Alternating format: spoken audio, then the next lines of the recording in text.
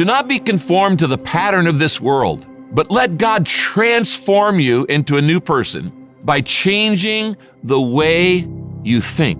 You know, God is far more interested in changing my mind than he is in changing my circumstances. We always want God to change our circumstances. God wants to change your mind. Why it's so important that I manage my mind. I need to learn how to manage my mind because, number one, my thoughts control my life. My thoughts control my life. If you have good thoughts, you're going to have a good life. If you have bad thoughts, you're going to have a bad life.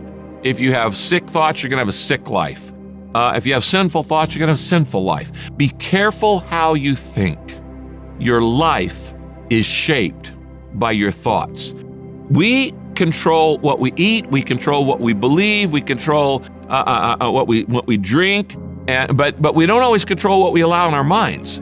And the Bible tells us that every action in your life starts with a thought. If you don't think it, it doesn't happen. If you think good things, then good things are going to happen. And you're going to do good things. But if you have bad thoughts, then you're going to tend to act in bad ways. So your mind controls and shapes your life. But there's a second reason that you need to learn to manage your mind. It's because my mind is the battleground for sin. It's where every temptation happens. It's where every sin actually starts. The sin of pride starts in the mind. The sin of lust starts in the mind. The sin of hatred starts in the mind. Fear starts in the mind. Resentment, jealousy, envy, they all start in the mind. Worry, being stressed out, that's all in the mind. The battlefield for sin is fought not around you, it's fought in your mind. Romans chapter 7, verses 22 and 23, Paul talks about this battle that's constantly going on in our minds, and he says this, I love to do God's will, so far as my new nature is concerned.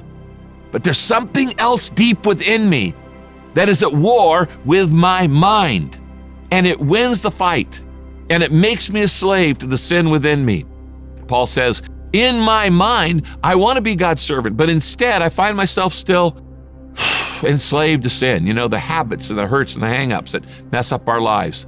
Now, notice the words in that sentence. I want you to circle the word war, the word fight, the word enslaved, circle the word mind. These are battles that are going on in your brain. Now, sometimes you're conscious of this mental battle that's going on, and at other times you're not conscious of it. But it's one of the causes of mental fatigue.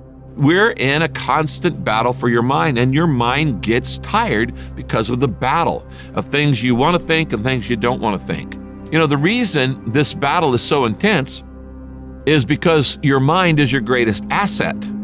And Satan knows that whatever gets your attention gets you. And so he starts with the mind, not with your behavior, not even with your emotions. He starts with your thoughts.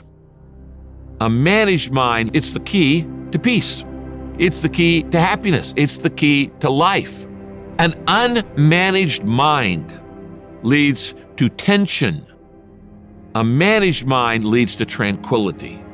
An unmanaged mind leads to pressure, but a managed mind leads to strength. An unmanaged mind leads to stress.